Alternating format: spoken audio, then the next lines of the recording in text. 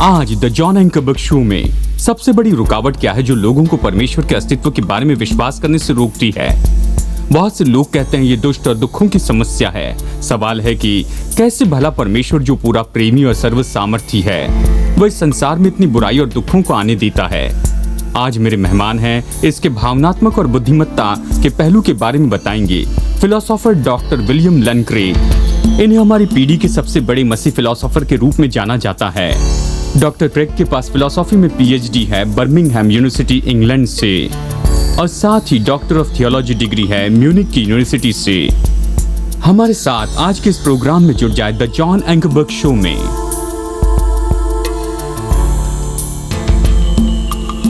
Programme में स्वागत है, मैं जॉन एंकरबर्ग। आज मेरे साथ जुड़ने के लिए धन्यवाद। हम ये सवाल देख रहे हैं कि जो कि खास सवाल है जो बहुत से लोगों को मसीह परमेश्वर पर विश्वास करने से रोकता है। ये तो दुष्ट और दुखों की समस्या है।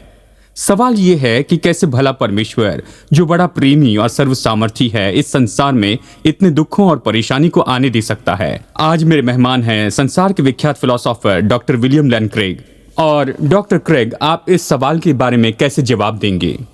इस सवाल से निपटते हुए जॉन, मैं सोचता हूं कि ये बहुत ज़रूरी है कि हम जान ले जिसे मैं दुष्ट के बारे में बुद्धिमत्ता की समस्या कहता हूं और दुष्ट की भावनात्मक समस्या। दुष्ट की बुद्धिमत्ता की समस्या कहती है हम कैसे इसका सही लेखा दे सकते हैं परमेश्वर के अस्तित्व के बारे में और संसार के दुखों के बारे में। भावनात्मक समस्या में है कैसे लोगों की नापसंद को दूर करे जिसके कारण वो या दूसरे लोग बहुत दुख उठाते हैं। और मैं सोचता हूं कि ये फर्क बहुत महत्वपूर्ण है क्योंकि इस फिलोसोफर समस्या का जवाब ये है, ये तो सूखा और परवाह न करने वाला दिखता है उस व्यक्ति के लिए जो दुष्ट भावनात्मक रूप में दुख उठा रहा है, जबकि दूसरी ओर भावनात्मक समस्या झूठी दिखाई देती है। फिलॉसफी काफी नहीं है कि इसे दूर करे केवल एक फिलोसॉफिकल सवाल के रूप में। तो मैं विश्वास करता हूं कि बहुत से लोग सच में दुष्ट के भावनात्मक समस्या से लड़ रहे हैं। यह बुद्धिमत्ता की समस्या नहीं है, लेकिन दोनों के बारे में बताना बहुत जरूरी है क्योंकि लोग सोचते हैं कि समस्या बुद्धिमत्ता की है और इस तरह समस्या को दूर करने के द्वारा हम सच में जड़ की बात पर आते हैं जो कि भावनात्मक समस्या है। और यही बात मैं समझाने जा रहा हूं। बुद्धिमत्ता की समस्या से शुरू करते हैं।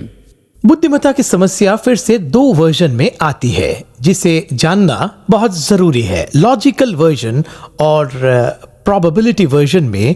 लॉजिकल वर्जन ये बताता है कि परमेश्वर और दुष्ट का एक साथ अस्तित्व में होना लॉजिकली असंभव है। यह तो बहुत बड़ी शक्ति है और अटल रहने वाली चीज है।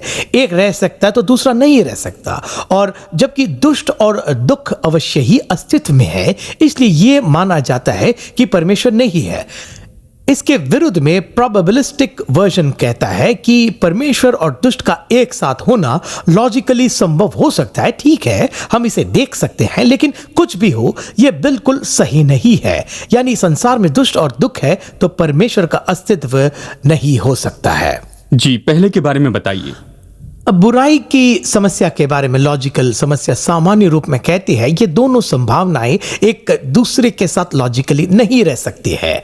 और बड़ा प्रेमी और सर्वसामर्थ परमेश्वर अस्तित्व में है और बुराई भी अस्तित्व में है, और इसलिए बड़ा प्रेमी और सर्वसामर्थी परमेश्वर अस्तित्व में नहीं है। यह तो लॉजिकल वर्जन है इस बुराई की समस्या का।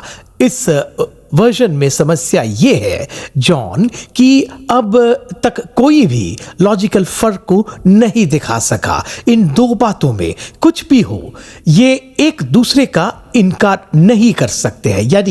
यदि नास्तिक इस बात का दावा करते हैं कि ये दो बातें इस दूसरे के विरुद्ध में है तो उसका अर्थ होगा ये अनिश्चित रूप में विरोधी है, लेकिन सटीकता से विरोधी नहीं है। लेकिन इस केस में उसे कुछ छिपी हुई बातें देखनी होगी जो कि ये फर्क दिखाए और उसे प्रकट करे। और मुश्किल ये है कोई भी नास्तिक और कोई फिलोसोफर कभी भी सफलता से नहीं देख पाए कि ये छिपी हुई बातें क्या है जो इस फर्क को दिखाए और समझा सके कि असल में क्या बात है। बिल, आपने कहा कि हम एक कदम आगे जाकर सच में साबित कर सकते हैं कि परमेश्वर और दुष्ट का अस्तित्व लॉजिकली संभव होता है। हम इसे कैसे बताएंगे? जी, नास्तिक ये दिखाने में असफल रहे हैं कि वो अनिश्चित है, और हम सकारात्मक रूप में दिखा सकते हैं कि वो निश्चित है।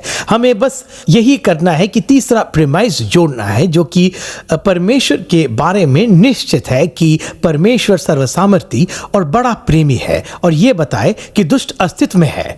और यहाँ ये प्रेमाइस है, परमेश्वर के पास नैतिक अनुमति के कारण है कि उसने दुष्ट और दुखों को क्यों अनुमति दी है, जब तक कि ये प्रेमाइस संभव रूप में सत्य है। यह दिखाता है कि कोई अनिश्चितता नहीं है परमेश्वर के अस्तित्व और दुष्ट और दुखों के अस्तित्व में।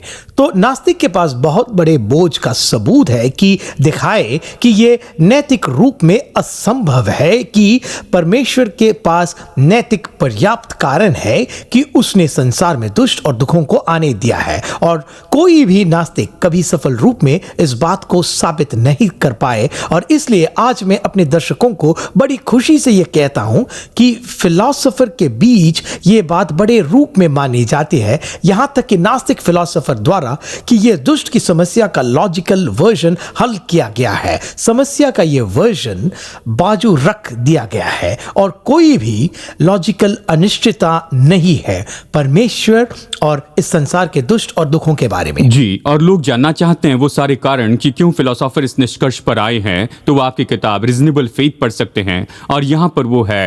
ये अद्भुत है, लेकिन चलिए इससे भी गहरी समस्या के बारे में देखते हैं। ये बुराई की प्रोबेबिलिस्टिक समस्या है, ये इतनी मुश्किल क्यों है? जी, क्योंकि निष्कर्ष बहुत मॉडेस्ट है, तो ये साबित करना आसान होता है कि हम और भी मॉडेस्ट दावे करते रहे। ये समस्या कहती है ठीक है, ये लॉजिकली संभव है कि परमेश्वर और दुष्ट एक साथ अस्तित्व में है, लेकिन फिर भी ये सही नहीं होगा, और बताते हैं संसार के दुखों और परेशानियों की गहराई के बारे में। तो ये सही नहीं होगा कि सर्वसामर्थी और बड़ा प्रेमी परमेश्वर है। ठीक है बिल, आपने कहा कि 3 मुख्य कारण हैं कि ये क्यों संदेहास्पद नहीं है कि परमेश्वर का अस्तित्व है जबकि संसार में दुष्टता और दुख हैं।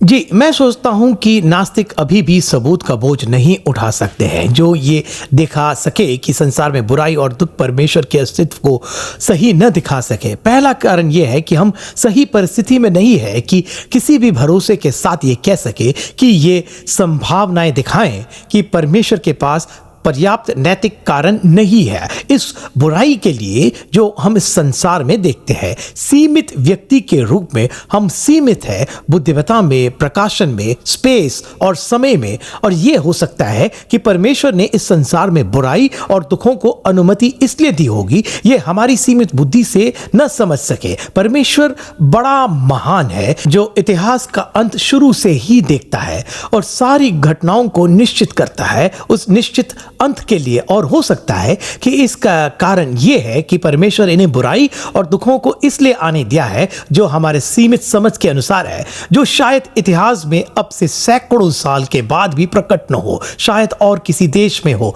हर घटना जो मनुष्य के इतिहास में होती है चाहे कितनी भी छोटी हो, उसके रिपल इफेक्ट होते हैं इस इतिहास में जिसके परिणाम पहले से ही पूरी तरह नहीं दिखाई देते हैं, उन्हें जो समय और स्पेस में सीमित होते हैं। चलिए इसका उदाहरण देखते हैं।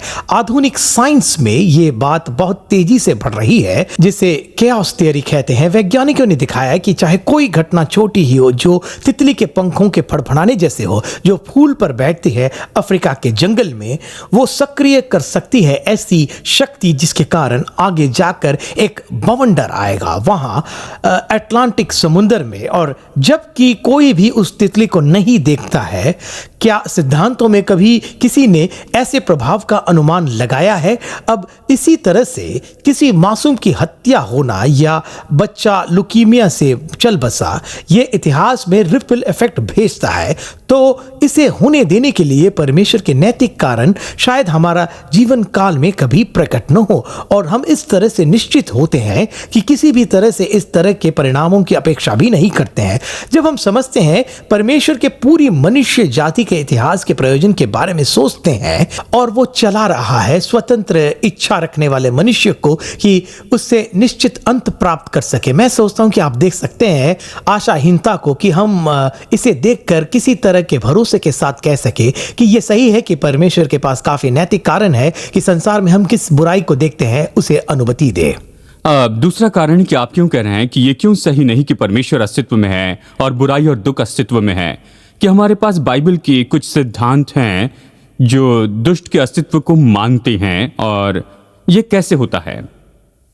मसीही विश्वास कुछ सिद्धांत बताता है जिससे बुराई की संभावना बहुत बढ़ जाती है इस संसार में। यदि परमेश्वर का अस्तित्व है तो इसका यही अर्थ है कि बुराई और दुख ये इतने चौंकाने वाले नहीं है मसीही आस्था के लिए। अब इनमें से कुछ सिद्धांत क्या है जी? पहले ये है कि जीवन का उद्देश्य तो मनुष्य की इस जीवन में खुशी नहीं है, लेकिन परमेश्वर का ज्ञान है। मैं सोचता हूं कि दुख उठाने की समस्या का कारण यही है कि ये इतनी मुश्किल है। यही है कि हम स्वाभाविक रूप में अनुमान लगाते हैं कि परमेश्वर अस्तित्व में है और हमारे जीवन के लिए उसका उद्देश्य है केवल खुशी। इस संसार में परमेश्वर की इच्छा है कि एक अच्छी आरामदेह जगह बनाए अपने पालतू मनुष्य को बढ़ाने के लिए, लेकिन मसीही दृष्टिकोण से ये गलत है। हम परमेश्वर के पालतू नहीं हैं जी। और जीवन का उद्देश्य इस संसार में मनुष्य की खुशी नहीं, लेकिन परमेश्वर का ज्ञान है जो आगे पूरी तरह मनुष्य की खुशी लाएगा और पूरा करेगा।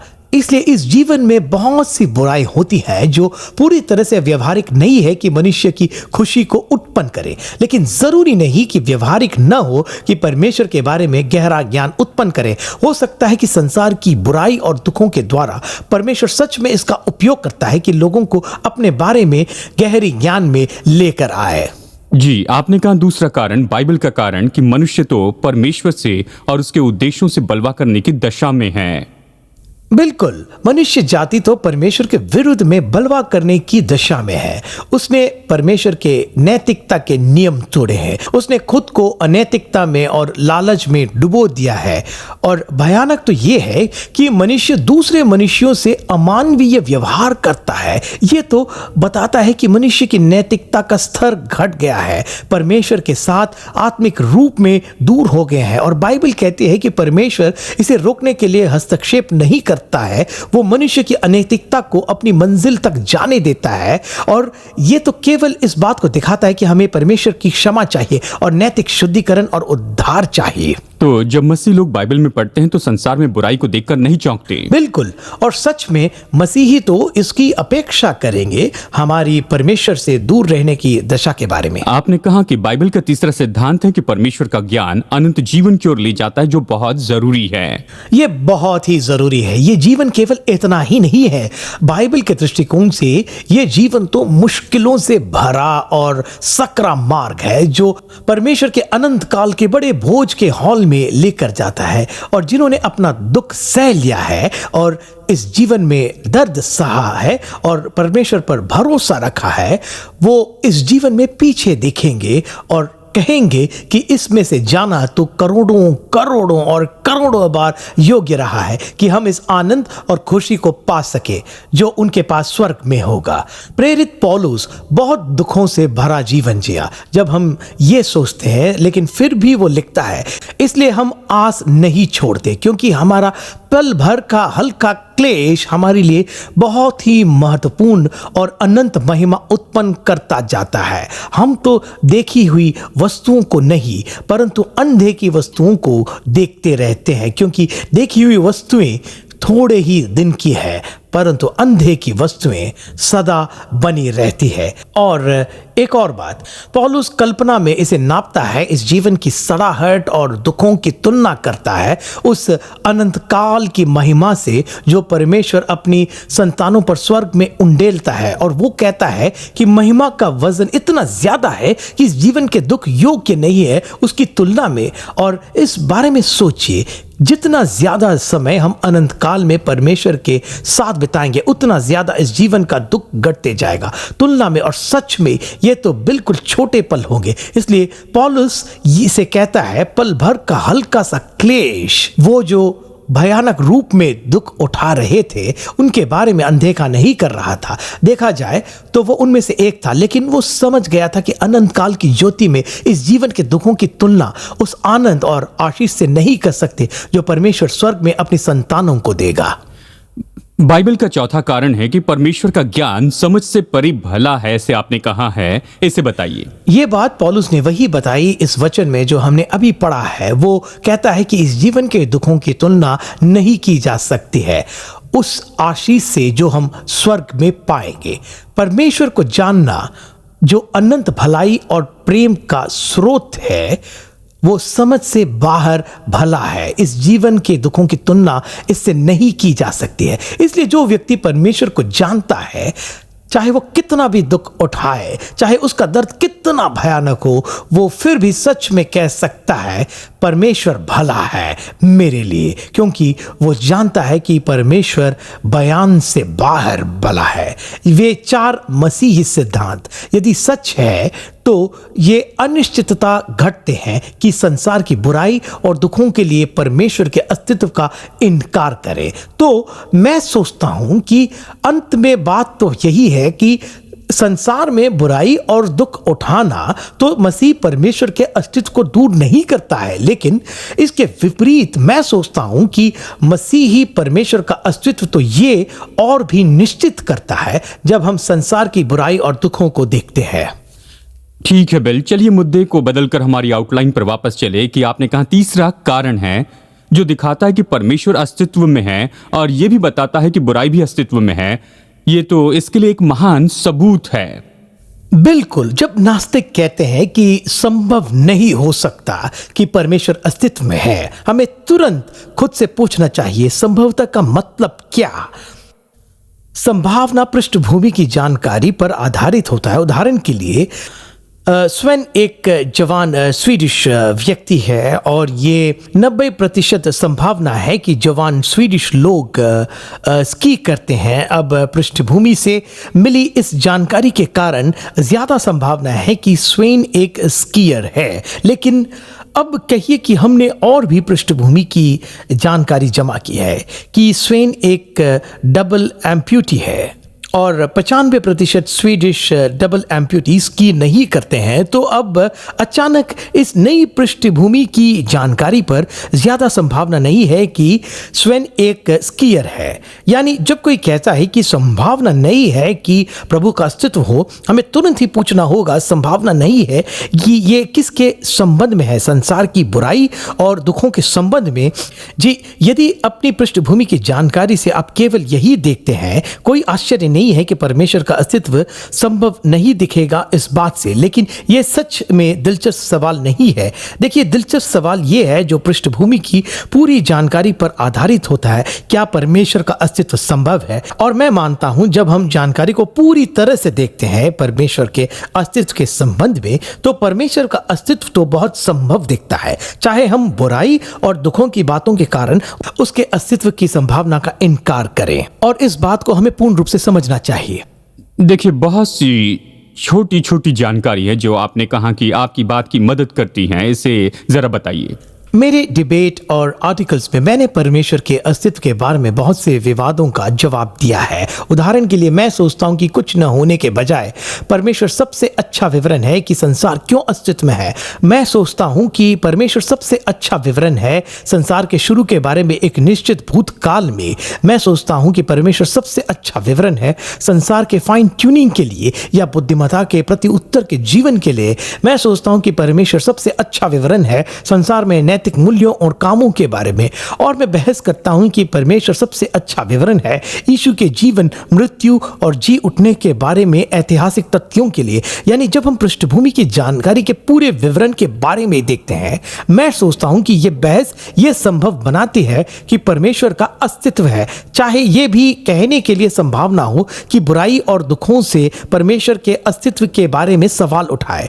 जो बुराई की समस्याओं के बारे में कहते हैं वो अनुमान लगाते हैं कि तराजू में दूसरी ओर कुछ भी नहीं है। लेकिन सच में मैं सोचता हूं कि इन सबूतों को देखें जो परमेश्वर के अस्तित्व के बारे में है, जो तराजू के दूसरे पलड़े में है, ये बुराई और दुखों से आने वाली किसी भी संभावना से बहुत ज्यादा होती है। जी, आपने अपनी किताब में चकित करने वाला वाक्य कहा है कि बुराई की समस्या ही परमेश्वर के अस्तित्व को साबित करती है। इसे समझाइए। ये इस बहस से संबंधित है जो मैंने बताया कि परमेश्वर संसार में अच्छे नैतिक मूल्यों के लिए विवरण है। यदि परमेश्वर अस्तित्व में नहीं होता तो भले और बुरे के लिए निश्चित स्तर नहीं होता, तो नैतिक मूल्यों की कोई जरूरत नहीं होती। ये तो केवल भ्रम होता जो बना होता बायोलॉजिकल क्रांति और सामाजिक बातों के कारण। तो हम इस तरह से बहस कर सकते हैं। प्रेमाइस 1, यदि परमेश्वर का अस्तित्व नहीं है तो नैतिक मूल्यों का अस्तित्व नहीं है। बहुत से नास्तिक इस बात को मानते हैं। नंबर 2, बुराई का अस्तित्व है, ये नास्तिक भी मानते हैं।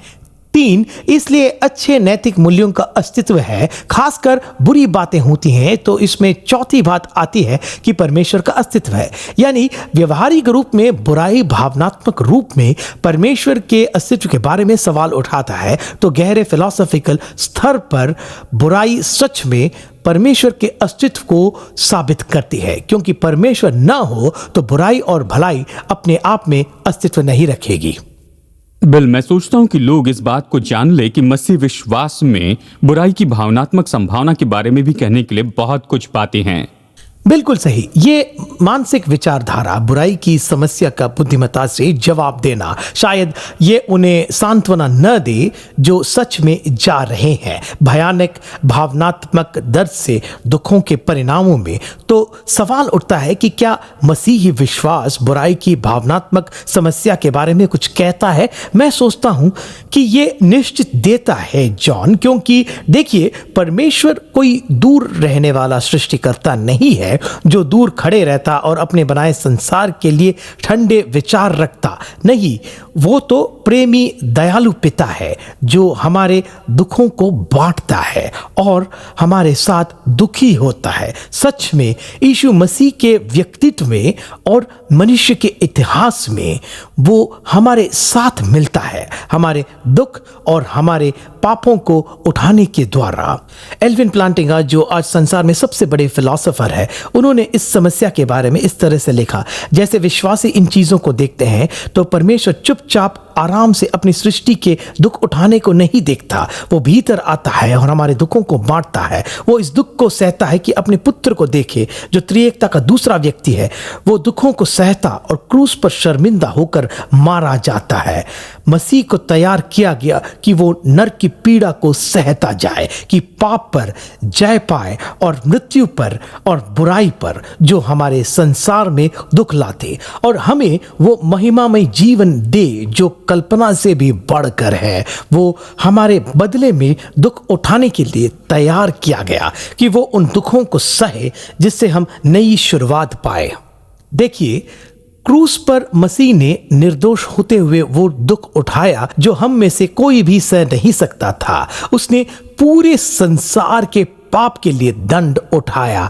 तो जब हम बुराई की भावनात्मक समस्या के बारे में सोचते हैं, मैं सोचता हूं कि मसीह के क्रूस पर मनन करना और वो जिसमें से जाने के लिए तैयार था मेरे लिए अपने प्रेम के कारण, वो मुझे बल देता है कि मैं उस क्रूस को सह लूं जिसे उठाने के लिए उसने मुझे बुलाया है इस सीमित जीवन में, जब तक मैं उसके पास उसकी महिमा में न जाऊं। वो लोग जो सच में मानो कुचले गए हैं तंदुरुस्ती की समस्या से, या जीवन में कुछ बुराई आती है, या उन्होंने अपने प्रियजन को खोया, आप उन्हें प्रोत्साहित करने के लिए क्या कहना चाहेंगे? मैं उन्हें प्रोत्साहित करूंगा कि मसीह के जख्मों पर मनन करे, कि उसके दुखों की गहराई को सोचे। वो इनमें से आपके लिए गया कि आपको परमेश्वर के पास लाए, और इससे आपकी मदद होती कि आपको हौसला दे और बल देगा कि आप उन दुखों को सह सके जो उससे उठाने के लिए बुलाया है। जॉन एरिक्सन टाडा का उदाहरण को देखिए। हम लोग उनकी सराहना करते हैं। वो 17 साल की उम्र में डाइविंग कर रही थी तो एक्सीडेंट हुआ। अब 45 साल के क्वाड्रिप्लेजिक के रूप में जी रही है। ब्रेस्ट कैंसर था, दर्द का अनुभव किया, और फिर भी वो अच्छी विश्वासी और प्रभु को जानकर आभारी है। उनका जीवन फलवंत है, उत्पादनशील जीवन है। इतने दुखों को सहने के बाद भी वो हमारे लिए प्रेरणा हो सकती है कि हमारे दुखों में छुटकारे के उद्देश्य को देख सके। परमेश्वर की भलाई पर भरोसा कीजिए कि इस जीवन से मदद करे जब तक प्रभु के पास न जाए सदा के लिए, और समझ से परे उनका परिणाम पाए। इस बात को अच्छी तरह से समझना है। दोस्तों, आज आपने प्रोग्राम में कुछ पाया तो मैं कहूंगा कि ये जान ले कि परमेश्वर आपकी परवाह करता है और वो आपके जीवन में जुड़ा है और ज्यादा करना चाहता है यदि आप मदद के लिए उसे पुकारते हैं। अगले हफ्ते प्रोग्राम में हम महत्वपूर्ण सवाल देखेंगे कि यीशु कौन था और हम कैसे कह सकते हैं जो उसने 4 सुसमाचार में कहा है। ये महत्वपूर्ण प्रोग्राम है, आशा करता हूँ आप जुड़ जाएंगे।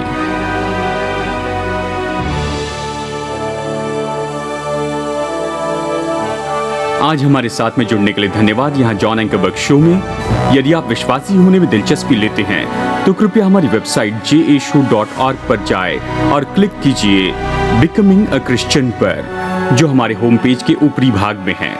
आप जानकारी भी पढ़ सकते हैं कि कैसे यीशु मसीह के साथ अपने उद्धारक के संबंध में आ सकते हैं। आज के प्रोग्राम के बारे में अधिक जानकारी पाने के लिए या आप हमारे दूसरे प्रोग्राम या विषय देखना चाहते हैं तो हमारी वेबसाइट पर जाए jashow.org पर और वॉच पर क्लिक कीजिए। यदि आप हमारे प्रोग्राम स्मार्टफोन पर देखना चाहते हैं तो ऐप स्टोर पर जाएं और हमारी मुफ्त जॉन एंकरबर्ग शो ऐप डाउनलोड कीजिए। इससे आप हमारे 60 से भी ज्यादा टेलीविजन प्रोग्राम देखेंगे जो आप कहीं भी किसी भी समय देख सकते हैं मुफ्त में। आपके लिए उपलब्ध बहुत सी जानकारी भी आप यहाँ देख सकते हैं। अगले हफ्ते जॉन एंकरबर्ग शो में हमारे साथ फिर से जुड़ जाएं। प्रोग्राम देखने के लिए धन्यवाद। परमेश्वर आपको बहुतायत से आशीष दे। यही कारण है जॉन की नए नियम के इतिहासकार सुसमाचार की सराहना करते हैं कि सामान्य रूप में ऐतिहासिक मनुष्य यीशु नासरी के जीवन और शिक्षा के बारे में बताया है। कई बार इसे यीशु के यहूदी रेक्लेमेशन कहते हैं। विद्वान इस बात को मानते हैं कि सही पृष्ठभूमि की यीशु नासरी के बारे में समझे। ये ग्रेको रोमन माइथोलॉजी नहीं है, लेकिन पहली सदी के फिलिस्तीनी यहूदी बात है। यीशु यहूदी था और सब चेले यहूदी थे, और ये तो उस पृष्ठभूमि पर यीशु नासरी को सही तरह से जाना जाए और उसका अर्थ समझे। जब हम ऐसा करते हैं तो सुसमाचार ऐसे दिखते हैं कि ये सटीक और सही तरह के लेख है इन मनुष्य के जीवन और शिक्षा के बारे में। यीशु नासरी प्राचीन संसार में बहुत से स्रोतों के लिए माना जाता है। यहूदी स्रोत, मसीही स्रोत, रोमन स्रोत, और इन स्रोतों के सबसे शुरू के भाग नए नियम में रखे गए हैं। हमारे दर्शकों को यह समझना होगा कि शुरू में इस नाम की कोई चीज नहीं थी। नया नियम केवल अलग अलग डॉक्यूमेंट थे ग्रीक भाषा में जो पहली सदी में दी गई थी, जैसे कि लूका का सुसमाचार, प्रेरितों के काम, ग्रीस के कुरिन्थियों, उसके लिए पौलुस की पहली पत्री, और फिर सैकड़ों साल बाद चर्च ने सब डॉक्यूमेंट को एक साथ इकट्ठा किया और उसका नाम दिया नया नियम। संभव है कि परमेश्वर आज आपसे बातें कर रहा है। यदि आप चाहते कोई प्रार्थना करें या आप कोई सवाल पूछना चाहते हैं तो स्क्रीन पर दिए गए फोन नंबर पर फोन कर सकते हैं। इस नंबर पर फोन कीजिए, कोई बड़ी खुशी से आपके लिए प्रार्थना करेगा। आज मेरे साथ जुड़ने के लिए धन्यवाद। आशा करता हूं कि अगले हफ्ते इसी समय आप फिर से जुड़ जाएंगे। यीशु मसीह के साथ में अपना संबंध कैसे शुरू करें इसे जानने के लिए हमारी वेबसाइट पर लॉग कीजिए jashow.org पर, और वहां पर pray to accept Jesus Christ as your saviour पर क्लिक कीजिए।